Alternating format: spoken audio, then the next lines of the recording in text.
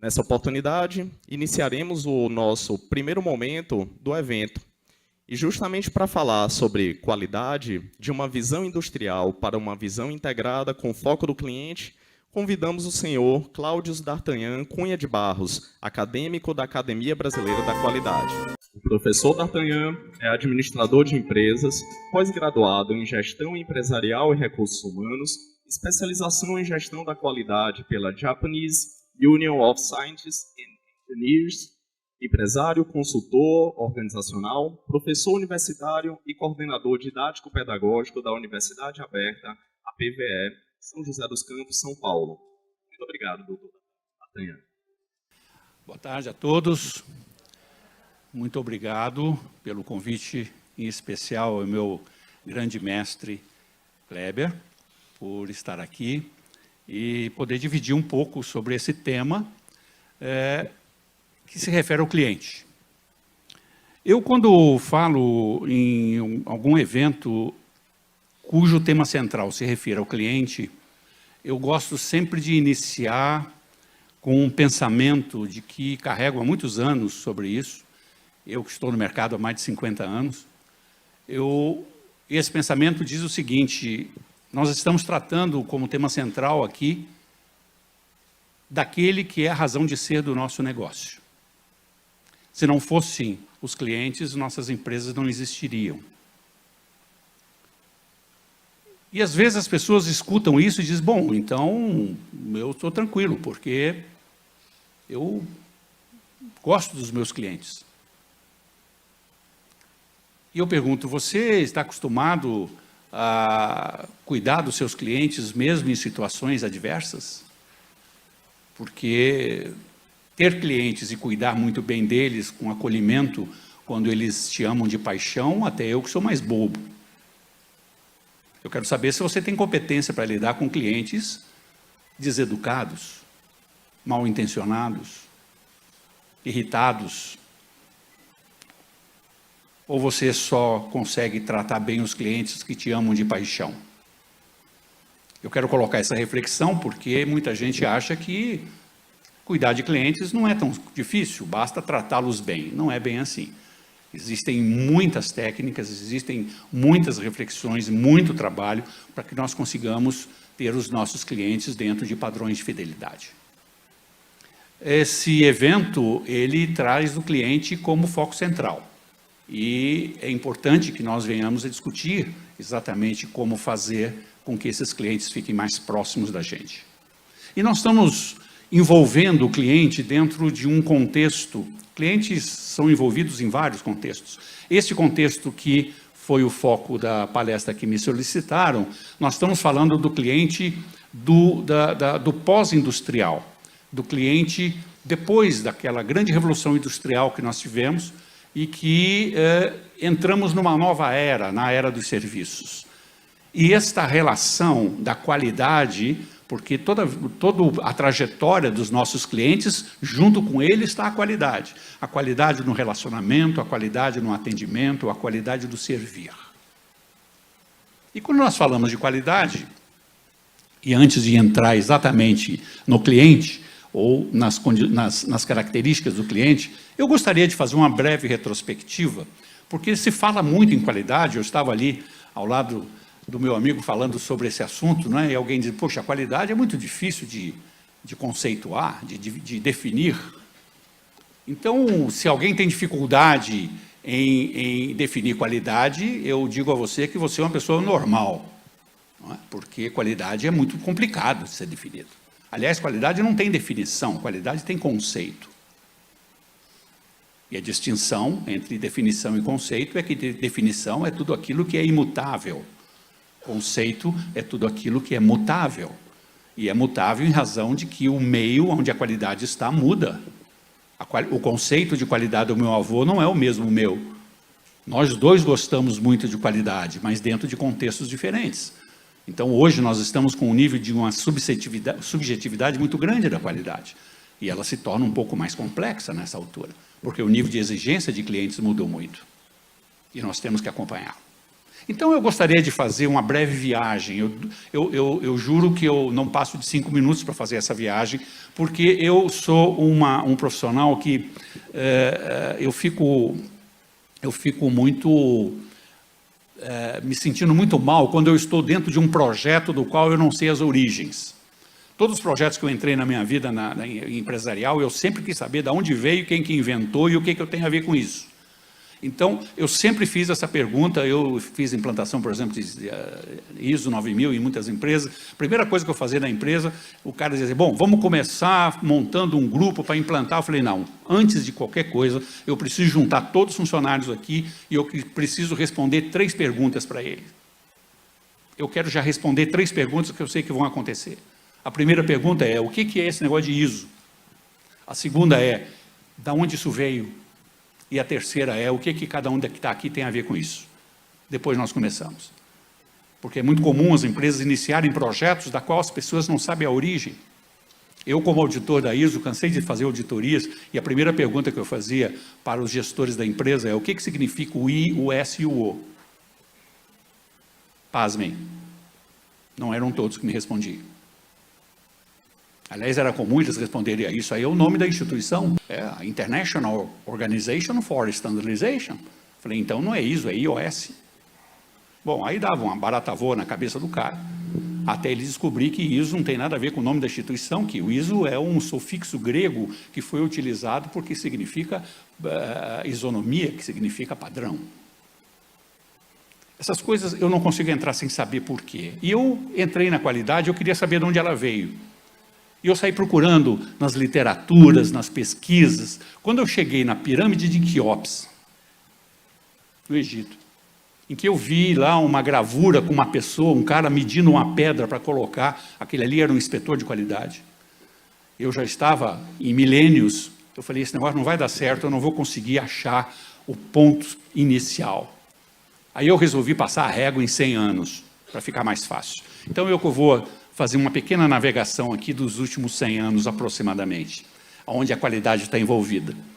As coisas começaram com esse trio, ou esta tríade, chamada Fayol, Taylor e Ford. Fayol era o que escrevia, Taylor que experimentava e Ford botava em prática. E esses 3 iniciaram fazendo qualidade com a chamada teoria X. A teoria X, traduzindo no bom português, significa faz porque eu estou mandando. E na época funcionou. Muito bem, daí ela evoluiu, eu já começo a evoluir a cada 10, 20 anos. Aí entra um estatístico muito famoso chamado Stewart, e ele diz assim, você não precisa ficar fazendo inspeção em todo paciente que entra aqui, em toda a peça que é produzida, vamos aplicar estatística.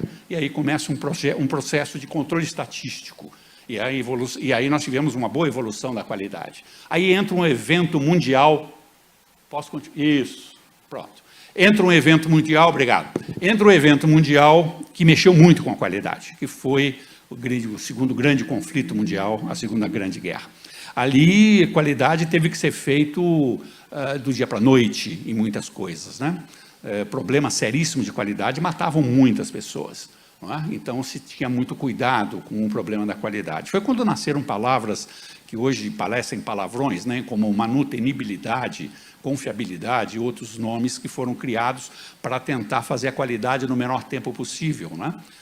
Descobriram na época uma coisa chamada intercambiabilidade, porque os rifles, os fuzis que eram fabricados, quando quebrava o cano, mandava buscar um cano da fábrica, não montava naquele fuzil que estava lá na frente, porque não existia intercambiabilidade de processo. E foram descobrindo coisas muito interessantes. E aí, logo após a guerra, já estou em 1946, por aí, 47, nasce uma instituição americana chamada American Society for Quality Control. E aí criaram umas normas, e essas normas chamadas Military Standard, e essas normas os americanos só fabricavam sobre elas e tinham que comprar nessa base das normas chamadas normas 1000. E aí uma outra região, um outro país resolve também criar suas normas, que são as normas inglesas. E aí a Inglaterra só recebia as normas baseadas nas normas dela e o americano nas normas dele, não é? Eu coloquei ali uma expressão que provavelmente alguém deve dizer, olha, mas ali tem a bandeira da Inglaterra, está escrito Made in German. Eu vou só explicar uma curiosidade sobre qualidade muito interessante. A Inglaterra, na época, ainda até hoje, né, ela tem uma indústria de cristais muito interessante, e era de consumo interno. E ela produzia e não conseguia exportar. Não conseguia exportar. O mundo não comprava os cristais ingleses. E aí a Inglaterra começou a observar a Alemanha como exportava máquinas desde aquela época. E as máquinas alemãs, que são máquinas, as máquinas alemãs são máquinas consideradas de qualidade até hoje, não é? E essas máquinas tinham uma característica interessante, elas todas tinham uma plaquinha escrito Made in Germany, e as pessoas olhavam para aquela plaquinha e não liam produzido na Alemanha, elas liam, esse é um produto de qualidade. E a Inglaterra resolveu fazer uma coisa muito interessante, provavelmente devia ter um brasileiro lá nessa fábrica, mandou fazer um carimbo escrito Made in Germany e bateu em todas as embalagens de cristais, e a Inglaterra começou a exportar. Porque as pessoas não liam fabricado na Alemanha, liam produto de qualidade. Aliás, existem produtos hoje que a gente sabe que não é o nome do produto, na verdade é a marca, né? E nós compramos pela marca e achamos, como o caso do Gillette e outros tipos de produto. Então, apenas uma curiosidade. E nasce uma outra instituição, logo depois da guerra, depois de 2 bombas atômicas na cabeça, nasce a Japanese Union of Scientists and Engineers, que é uma entidade, a maior entidade de pesquisa mundial. Tem um prédio de 65 andares no centro de Tóquio, só de pesquisa. E esses caras mudaram aquela teoria a partir da fundação da JUSE para a teoria Y, que é a teoria que enfoca principalmente a sinergia de equipe. Muito bem, e essas instituições foram nascendo e os países, cada um deles criando as suas normas, né? As normas alemãs, as normas GIS japonesas, as normas americanas, e o mundo entrou em conflito por volta de 1950 aproximadamente, porque alguém exportava conforme a sua norma, o outro não recebia, ele não conseguia receber porque ele não conhecia aquele sistema normativo. Nós tivemos um conflito normativo mundial. Alguém falou, para com essa brincadeira, vamos criar uma norma só, vamos juntar tudo isso, vamos compor um grupo de países que vai estudar uma norma que seja, para vocês terem uma ideia, a importância disso, o Brasil exportou gasolina com toda a documentação de litragem na unidade métrica de litros, e o navio foi devolvido porque o país que recebeu só media em galões. Nós recebemos máquinas que foram dimensionadas em milímetros, e as máquinas, quando nós dimensionávamos em milímetros, essas máquinas vieram dimensionadas em polegada. E começou a haver um conflito comercial no mundo inteiro em função de desunidade métrica. E foi por isso que nasceu uma instituição chamada ISO. E ela nasceu para poder regulamentar esse negócio todo. E aí começaram as normas a serem criadas com espaços de 1000 números a cada norma, por isso, né, que você tem as normas com essas numerações, e também nasceu uma instituição através da JUSE, que foi a instituição de produtividade no Japão. Muito bem, a partir daí, nós começamos a ver a evolução da nomenclatura, né, que começou com o controle da qualidade. Aliás, a American Society for Quality Control nos Estados Unidos tirou a palavra controle porque ela dava uma segunda impressão, não é, sobre ser uma instituição mandatória, né? E aí evoluiu para o fornecedor. Alguém diz, como é que eu faço qualidade se eu recebo não qualidade? Não tem como fazer isso. Então, vamos tratar da qualidade assegurada, que evoluiu depois para uma amplitude em termos de qualidade, envolvendo as partes interessadas, que foi um livro lançado por Armand Feigenbaum em 1950, chamado Total Quality Control. E depois evoluiu com isso, eu poderia garantir a qualidade, o nome de garantia foi ficando muito forte, que evoluiu em seguida por um processo de gestão.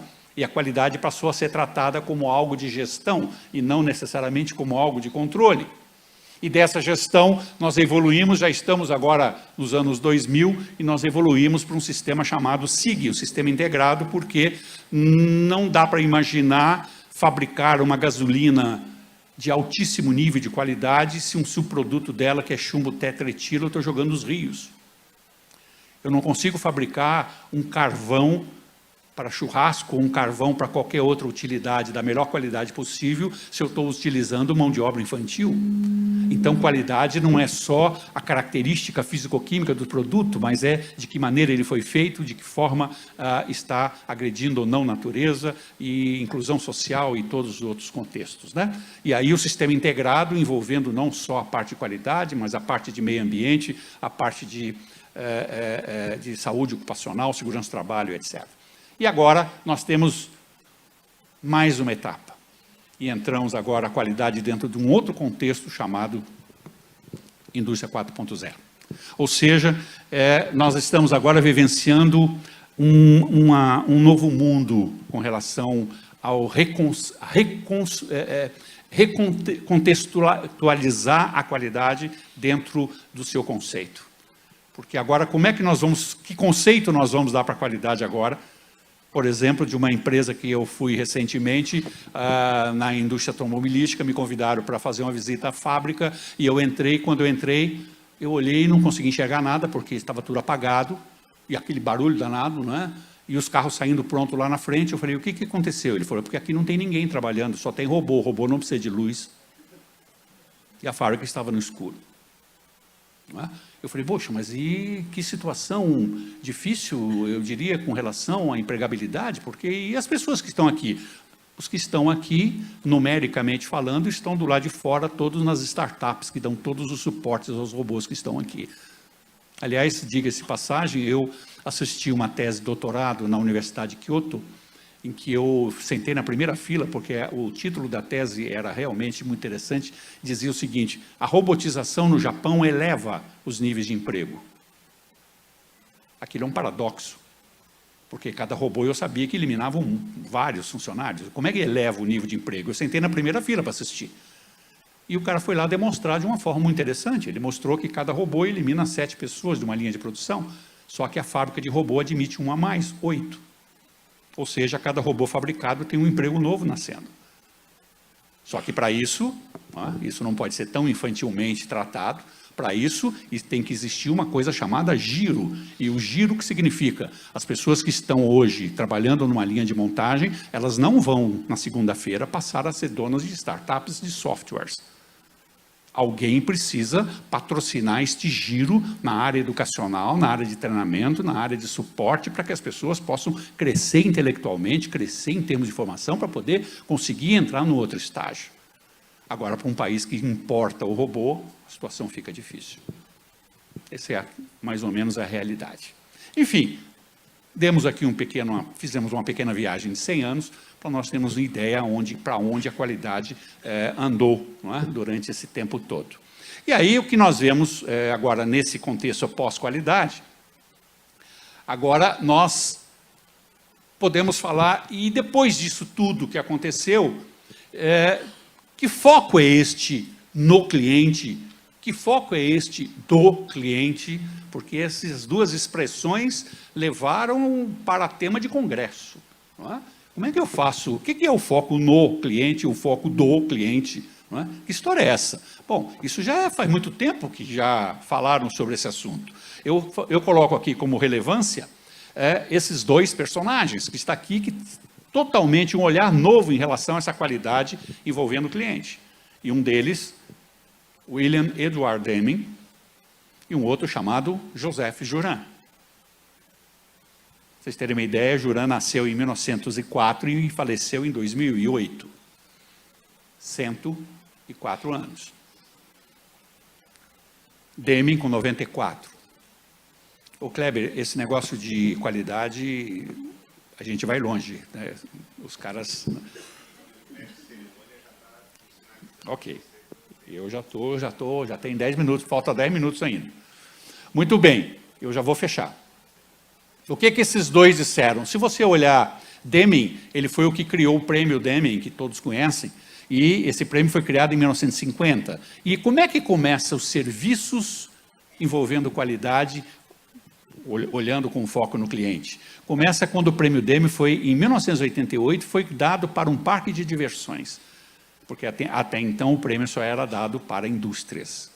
E este cidadão que aqui está, disse uma frase em 1949, dizendo o seguinte: Não se enganem, qualidade é adequação ao uso.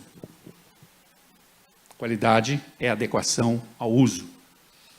Isso revolucionou a relação indústria para a relação serviço. Porque ele diz o seguinte, você que produz, você não é você que define a qualidade. A qualidade é quem define é o seu cliente. E você precisa saber ouvi-lo. Queiram ou não, nasceu uma ciência nova chamada marketing. Alguém tem que ir lá perguntar. E por aí vai. Não? E com isso, eu já estou complementando aí, nós temos aqui historicamente alguns personagens, como Feigenbaum, por exemplo, dentro do seu processo do Total Quality Management, ou seja, esse gerenciamento da qualidade total, e que muita gente se enganou, dizendo, puxa, mas eu vou ter que ter uma qualidade total? Sim, mas o total que Feigenbaum falou não foi o total nessa linha, foi o total em termos de amplitude de envolvimento. Ou seja, para se fazer qualidade, nós temos que envolver todas as partes interessadas nesse processo. Não é? Os funcionários, a empresa, os acionistas, os fornecedores, etc. Não é? Isso significa total. E ele começou, na década de 60, a trabalhar esse projeto a partir da ideia de Juran. E nós tivemos uma evolução muito interessante, também mais ou menos na mesma época, que foi deste japonês, isso foi na cidade de Kobe, não é? Num estaleiro na cidade de Kobe, no Japão, que esse jovem senhor chamado Yuji Akao, ele desenvolveu uma ferramenta interessante chamada Quality Function Deployment, onde ele não só ia buscar informação, como estava previsto no TQM, mas ele fazia mensuração, ele fazia o desdobramento disso para que a empresa pudesse produzir exatamente aquilo que o cliente queria, no menor custo possível dentro do prazo. E uma outra evolução que nós tivemos nesse processo pós-industrial para o cliente, esse é fantástico, do CRM. Não é? Esse gerenciamento, esta gestão de relacionamento com clientes, hoje está revolucionando o mercado, porque, inclusive, foi colocado nesse gerenciamento um tal de algoritmo, né? Uma coisa fantástica em que você, às vezes, não sabe por... Usado, eu estou abrindo meu computador, como é que ele sabe que eu gosto deste tipo de filme? Como é que ele sabe que eu gosto desse tipo de sapato? Não é? E você não sabe que está sendo gerenciado por um CRM de alguma empresa. Então, nós perdemos um pouco a nossa individualidade neste caso, porém, eles buscam conhecer esses hábitos de compra de uma maneira super apurada, mas super apurada. Tem vários cases, depois nós podemos falar de algum deles num outro momento. Né? E esta evolução, que agora já estou falando de algo mais recente, de pós-indústria, e um dos tipos de serviços que hoje está chamando muita atenção das empresas, que é esta expressão chamada job to be done, ou seja, esse trabalho a ser feito, que é um trabalho que vai além simplesmente das especificações do cliente. É um trabalho que vai fundo sobre o seu comportamento enquanto clientes. Então não adianta ir perguntar a ele, o que você quer que eu faça por você? Não faça essa pergunta para o seu cliente, ele não sabe. Parece um paradoxo que eu estou dizendo, mas ele não sabe. Isso já é antigo. O Ford, quando ia começar a fazer os seus primeiros carros modelo T, ele foi perguntar para as pessoas, e as pessoas responderam para ele, sabe o quê? Eles queriam um cavalo mais rápido. Porque eles não sabiam que havia a possibilidade de fazer um carro. Então, as pessoas, não pergunte para o seu cliente, porque ele também não sabe. Não é? O próprio Steve Jobs disse isso. Não é? As pessoas só começaram a gostar dos meus produtos depois que eu comecei a fazer e mostrar para eles. Aí sim, aí ele recebe, ele começa a utilizar, e aí sim, ele vira uma grande fonte de informação. E você não pode deixar de desconectá-lo. E esse processo vem, não é? E o job to be done, ele mostra esse detalhe que vai além da pergunta de uma informação. Agora, recentemente, eu fiz uma atividade para uma gráfica, onde nós estávamos discutindo o seguinte, um cliente foi lá e pediu uma série de impressos, de cartazes, de flyers para um evento. E eu disse para o dono da gráfica, você não vai fazer um flyer para ele, você não vai fazer um cartaz para ele. O que você vai fazer para ele é uma solução para um processo de comunicação que ele quer fazer. Esse documento é uma parte desse processo. Porque senão você vira simplesmente um fabricante daquilo que o cliente quer. Como ele não sabe o que quer, você não vai ter como crescer. Chama o cliente aqui ou vai ao cliente e pergunte para ele que tipo de comunicação você quer atingir, quem você quer atingir, qual é o perfil de quem você quer atingir, e eu vou fazer esses processos, esses impressos baseado nesta premissa. Isso é ir além do processo da pergunta. Então nós estamos vivendo um momento em que os clientes precisam muito ser utilizados nesse processo, né? Para que a gente possa crescer com qualidade. E finalmente está aí um estudo muito interessante feito pelo Daniel Bell, já falecido, mas tem uma obra dele muito interessante, que é O Advento da Sociedade Pós-Industrial, aonde ele tem até uma frase do livro que eu faço questão de ler, onde ele diz: o trabalho intelectual de valor agregado e o avanço das atividades da informação e as relações de negócio ditarão o ritmo do crescimento econômico da sociedade pós-industrial. Então, o ritmo do crescimento econômico não será o de máquinas produzindo produtos, não será de volume produzido, mas o que vai ditar é o trabalho intelectual que será colocado sobre produtos e sobre as relações de negócio com seus clientes. Nós estamos vivendo, no alto dos meus 72 anos, com 52 anos de empresa, de trabalho, eu já me considero um grande dinossauro. Eu cheguei à conclusão que eu agradeço a Deus todo dia por estar vivendo essa época, porque nós todos estamos vivendo um momento único, que é o momento da transição. Nós estamos na transição de um modelo que nós vamos ter que abandonar, não é? Eu, para conseguir fazer isso, para conseguir sobreviver com isso, eu tive que me reinventar nos últimos 4 anos, porque senão eu já estaria fora do mercado, porque o mercado vai mudar completamente o nível de expectativa e o nível de exigência que nós teremos dos nossos clientes e das pessoas que nos rodeiam. E nós precisamos desenvolver muito uma capacidade da qual ficou inerte e que, por sinal, a tecnologia nos atrapalha um pouco, entre aspas, sobre esse assunto que é o convívio e os relacionamentos interpessoais. Nós precisamos conquistar nossos funcionários para correr no sangue desses funcionários a qualidade, o desejo e a vontade de atender o melhor possível a esses clientes. Nós estamos vivendo a era dos serviços, mas nós precisamos contagiar todas as pessoas para isso. A disseminação da qualidade não é uma tarefa de uma academia, é uma tarefa de todos nós, e não só no segmento empresarial, não só no segmento de manufatura, ou seja, ele no segmento de serviços ou de comércio, mas principalmente a disseminação da qualidade no segmento da família. Porque eu acho que ali a nossa responsabilidade como pais é muito forte para esse processo de nos ajudar a sobreviver nesse mundo que não tem a mínima ideia do que vai acontecer nos próximos anos. Mas eu tenho certeza que nós seremos vitoriosos. Muito obrigado e eu desejo que você seja muito feliz. Obrigado, Cleber. Just in time. Just in time. Just in time. Muito obrigado. Agradecemos aí ao professor D'Artagnan, né? Muito obrigado pela brilhante palestra. E, principalmente, quando a gente observa em tempos, né, de indústria 4.0, de qualidade, de serviço, a gente traz um olhar também para a perspectiva da experiência do cliente, para o sucesso do cliente. E, nesse sentido, como a nossa jornada iniciou antes mesmo da gente começar aqui hoje, eu trago mais um apontamento trazido aí por uma das nossas participantes, a Mariana Cedrais, que coloca de maneira muito sábia, professor, a seguinte colocação: se coloquem no lugar do cliente, pois sempre há algo novo a criar, uma experiência a ser transformada, um novo jeito de fazer o que já é feito. E dando continuidade, após essa magnífica palestra do professor D'Artagnan, convidamos ao palco o professor Kleber Cavalcante Nóbrega, acadêmico da Academia Brasileira da Qualidade e também representante da direção da ABQ, para realizar um enriquecedor debate acerca do tema apresentado.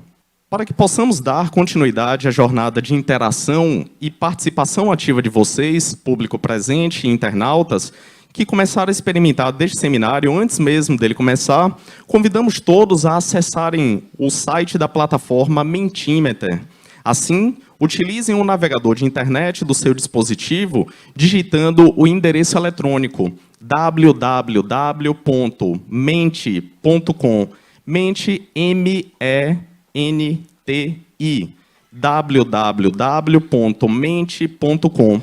Em seguida, no campo solicitado, digite o código de acesso com 6 dígitos, que será informado em seguida, e clique no botão Submit, em azul.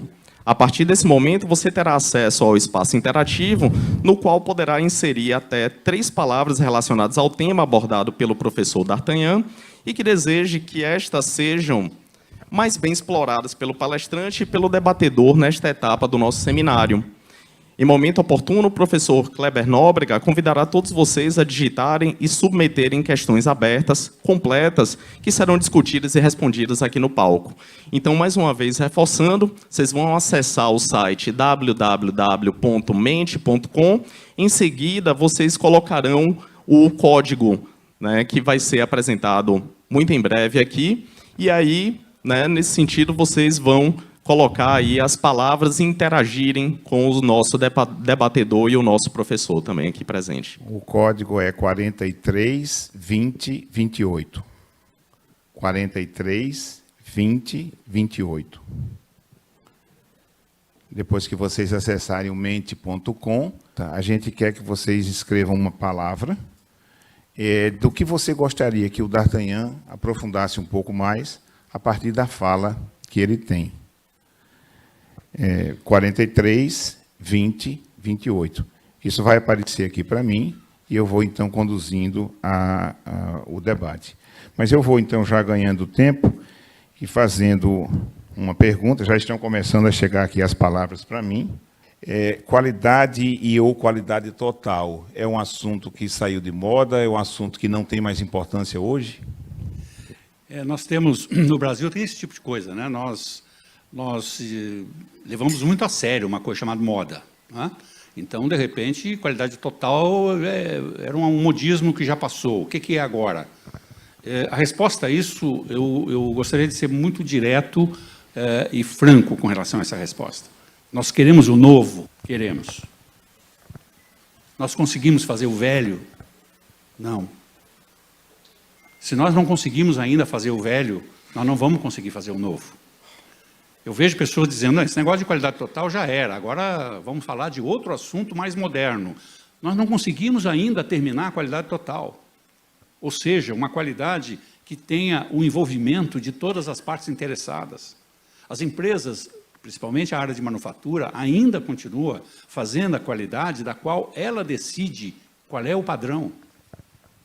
Ela ainda tem muitas indústrias, vocês provavelmente conhecem muitas indústrias, que não estão ainda ouvindo o cliente como nós estamos falando.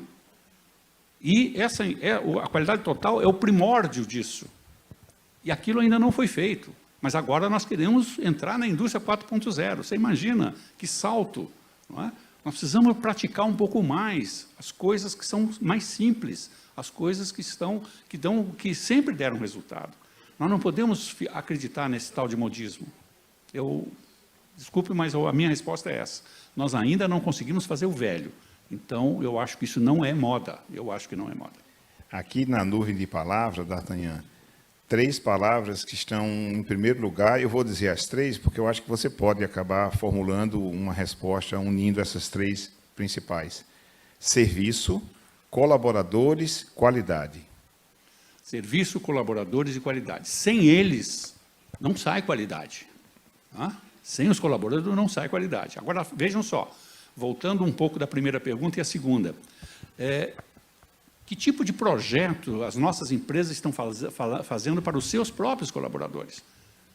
Para aqueles... Quando eu digo colaboradores, eu não estou falando de nível gerencial. Eu estou falando da Dona Maria do cafezinho, que são pessoas que têm maior importância no processo, e que provavelmente nunca foram chamadas para nenhum tipo de evento. Nós precisamos abrir um pouco este leque, abrir um pouco esse processo de abrangência com relação aos nossos colaboradores, aos nossos funcionários. Muitas vezes as pessoas não fazem qualidade porque não sabem, não é porque não querem. As pessoas nasceram para fazer qualidade, mas elas não sabem como fazer, porque nunca lhe ensinaram. Então, os programas de desenvolvimento, os programas de treinamento, esses projetos precisam ser feitos internamente para elevar o nível de intelectualidade com relação à qualidade dos nossos colaboradores. A qualidade não é feita pela direção da empresa, não é feita pelo presidente. A qualidade é feita por uma sinergia de todas as pessoas. E nós precisamos investir nisso. Agora, eu entendo que nós também, como executivos de empresa, nós também temos dificuldade, porque também não sabemos bem como fazer. Não é? Então, precisamos de alguém que nos ajude para poder fazer esse processo de mobilização. Nós precisamos de mobilização para a qualidade. E, sem essa mobilização, nós não faremos qualidade na ponta e muito menos com relação aos nossos clientes. Eu tenho absoluta certeza disso. Pronto, deu certo. Olha ali, tá vendo? Isso é design de serviço, gente. Você vê as coisas ao vivo. Vocês estão vendo lá, ó, colaboradores, qualidade, que veio e a outra que eu tinha dito de... Olha lá, a geração Y na qualidade. Tem geração Y na qualidade.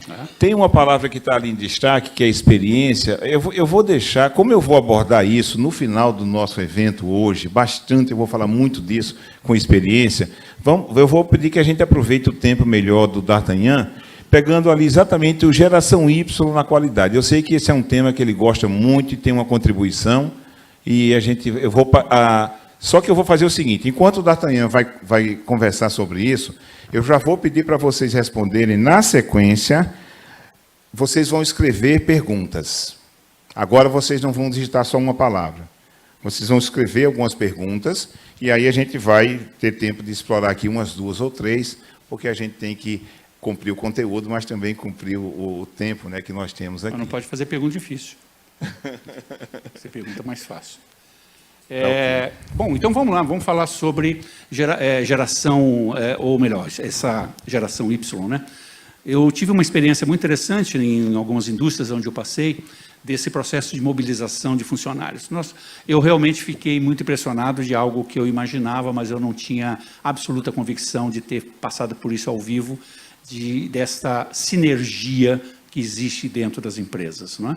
Todos aqui devem ter alguns empresários, devem ter pessoas que têm funcionários, que têm a sua empresa, seja ela de pequeno porte, ou de médio porte, ou de grande, não importa, não é? Mas que têm pessoas que estão trabalhando lá. Essas pessoas, o que passa na cabeça dessas pessoas, quando são estimuladas para o processo de inovação, é uma coisa realmente que nos surpreende muito, não é? Porque isso não tem relação direta com formação escolar, academismo, absolutamente nada disso. As ideias que nós percebemos em várias empresas, eu tenho um dos exemplos, depois, se houver oportunidade, eu queria explorar.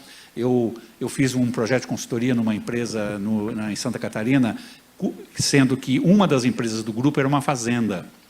E eu fui nessa fazenda para poder implantar um programa de qualidade. Quando eu cheguei lá, eu encontrei somente o veterinário, o agrônomo e o capataz da fazenda, que eram alfabetizados. Os outros eram todos analfabetos, com experiência de mais de 40 anos de fazenda. Em Santa Catarina, que é o segundo estado mais alfabetizado. E eu estou falando da década de 70. Você não era nascido ainda, então talvez você não lembre. Mas, naquela época, uma fazenda, né, o Estado era desenvolvido, mas uma fazenda de criação de gado, de plantação, etc., não tinha essa característica.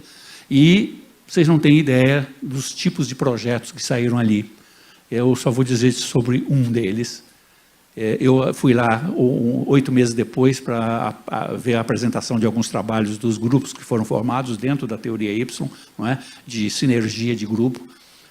E um senhor que tinha participado desde o início lá comigo, um senhor que na época, que tem a minha idade hoje, né, na época, para mim ele era um velho, né? Ele falou, olha, eu queria apresentar o meu trabalho do nosso grupo. E eu falei, eu ainda fiquei pensando, eu tenho muita tranquilidade e transparência para dizer a vocês a minha discriminação, não é? Que foi na época, não é hoje, mas na época eu fiquei pensando, o que será que ele vai apresentar? Porque nem escola participou. Eu tive muita vergonha de falar isso durante muitos anos, mas enfim, ele foi para num quadro que tinha do lado, um flip chart, pegou um pincel, escreveu José Padre. O José Padre era o apelido dele.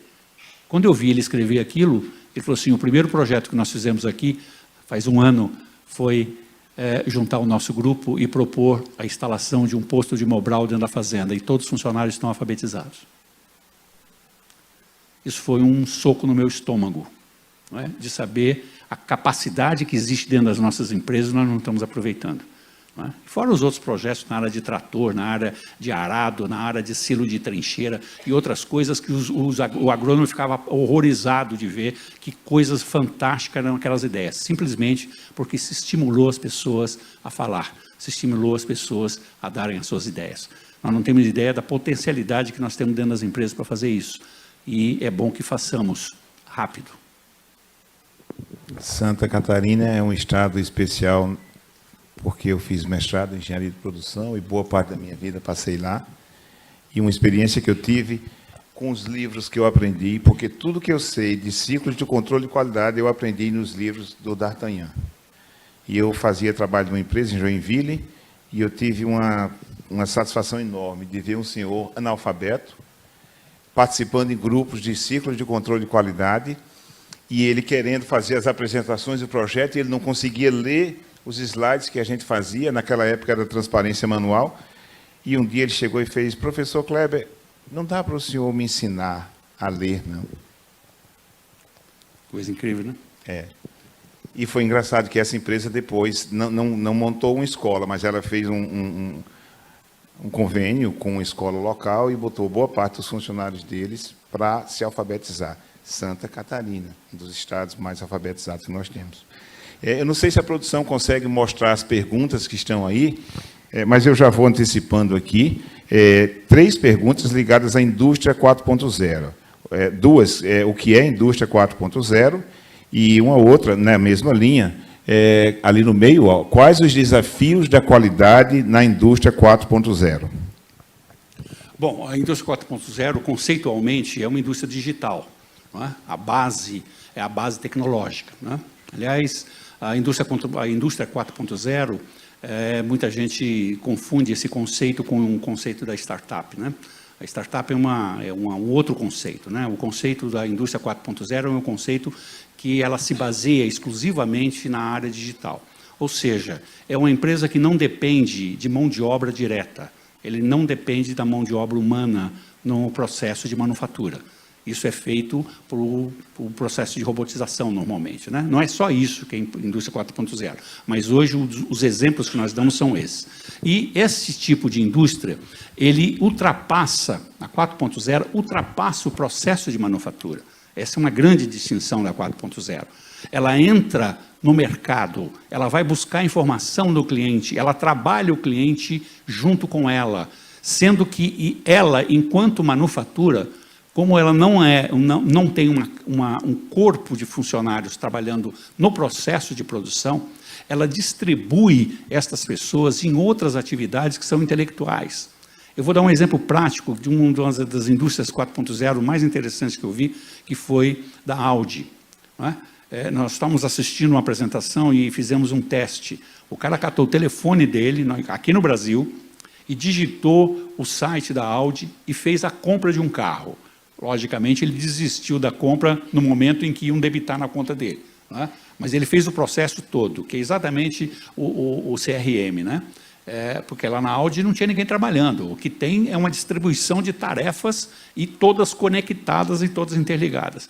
Aí ele falou, bom, vamos montar o carro que eu vou comprar. Aí ele digitou o que ele queria. A plataforma é a mesma da qual ele queria. Gente, quando ele falou, bom, agora vamos ver o que eu posso escolher. Alguém falou, bom, primeira coisa, você pode escolher o volante. Que tipo de volante você quer? Aí ele abriu a tela, tinha uns 126 tipos para ele poder escolher, só o volante. E aí começou, roda, cor, tipo de estufamento, e ele foi montando o carro.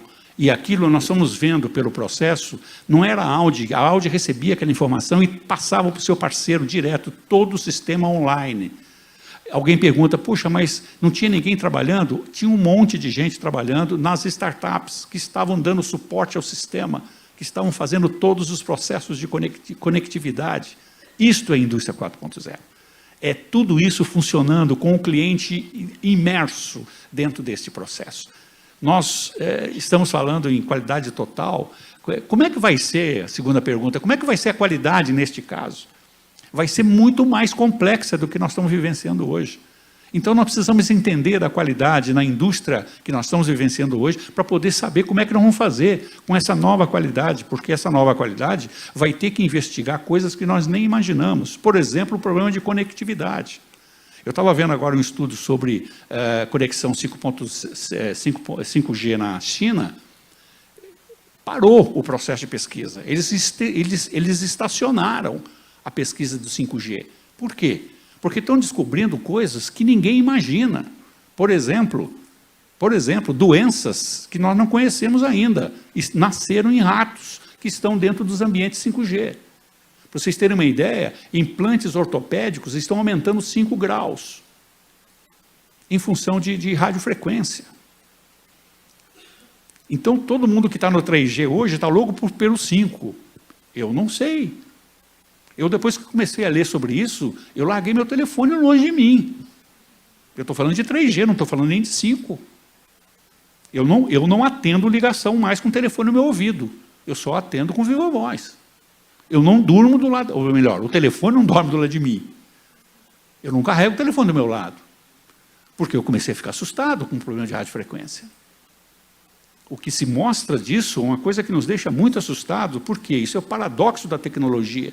Porque nós queremos cada vez mais tecnologia, cada vez coisas mais novas, mas não temos ideia das consequências que isso vão acontecer.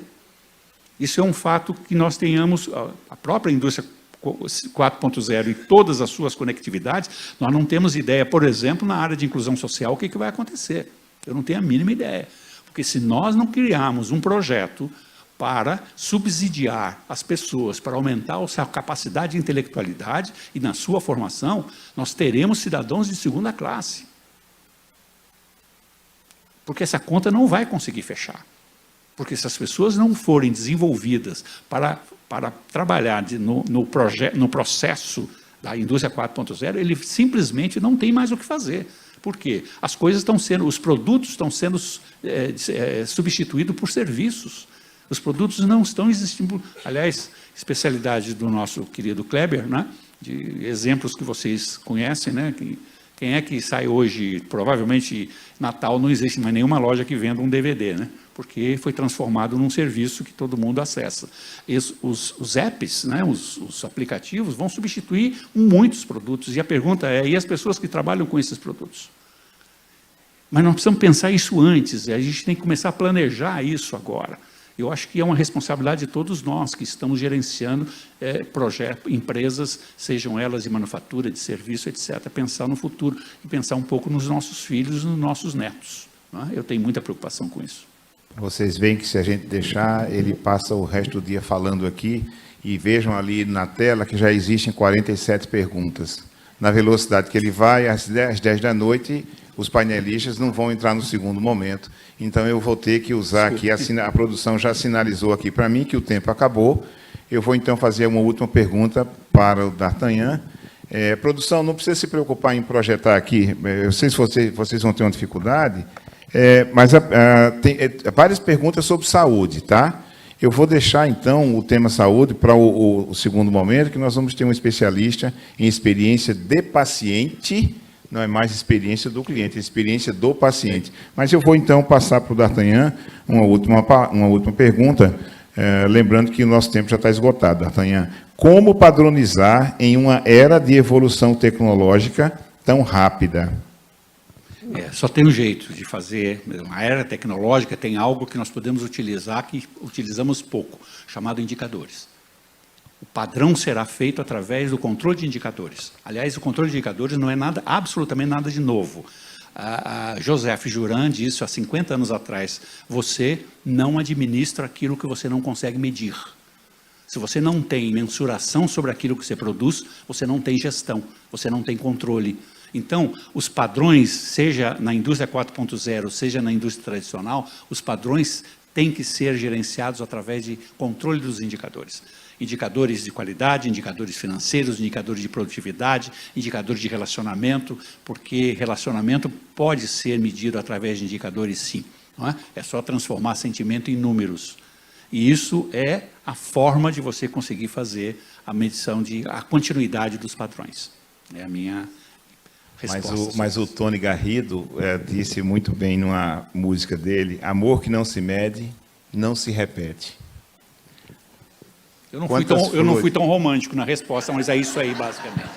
Quantas flores você deu para a sua esposa, a sua namorada, nos últimos 66 meses?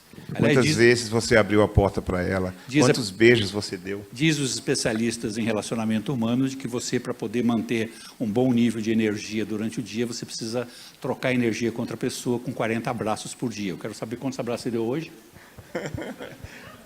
12. 12. Está em dívida. Tá bom, então. D'Artagnan, muito obrigado. Valeu. Tá, Obrigado, valeu gente. a pena.